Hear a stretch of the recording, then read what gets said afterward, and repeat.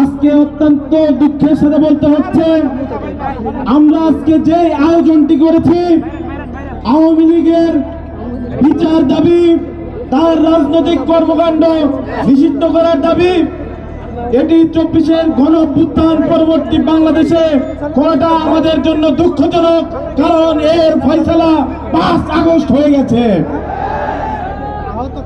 বর্তমান যে অন্তর্বর্তীকালীন সরকার আছে তারা কোন নিয়ম মাফিক এই চেয়ারে বসেন নাই, তারা জনগণের বুকের ঢেলে দেওয়া রক্তের ম্যান্ডেটে তারা এই চেয়ারে বসেছেন। তাই আওয়ামী লীগের নিষিদ্ধকরণ নিয়ে ন্যূনতম কোনো টাল বাহানা করবেন না।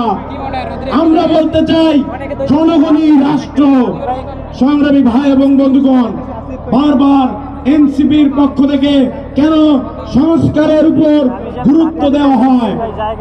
সংগ্রামী ভাই এবং বন্ধুগণ, আমরা মনে করি যেদিন ফ্যাসিস্ট হাসিনা আমাদেরকে রাজাকারের সন্তান, রাজাকারের নাতিপুতি বলেছিল, সেদিন থেকেই গণ অভ্যুত্থান শুরু হয়েছিল।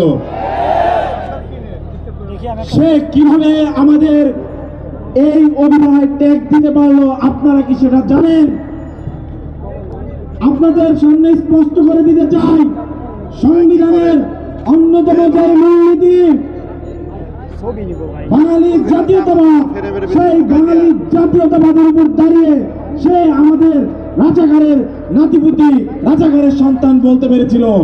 আজও যদি সেই সংবিধানই বলবৎ থাকে তাহলে আমাদের মানবিক অধিকার বলে কিচ্ছু থাকবে না। এই কারণে আমরা বলি 24-এর গণ অভ্যুত্থান পরবর্তী বাংলাদেশ অবশ্যই সংস্কার করতে হবে। মৌলিক সংস্কারের আগে কোন প্রকার কোন নির্বাচন নয়। আমাদের যে 24-এর গণ অভ্যুত্থান, এটি কি আমরা বলতে চাই এটি ছিল বিশ্বের সর্ববৃহৎ ইলেকট্রনিক বিপ্লব। আজও যখন আমরা ইলেকট্রনিক মিডিয়ায় ঢুকি, আবু সাইদের প্রসারিত যে ইতিহাস আমাদেরকে যতবার চোখের সামনে আসে ততবার কিন্তু আমরা 24কে স্মরণ করতে পারি। যে বিপ্লব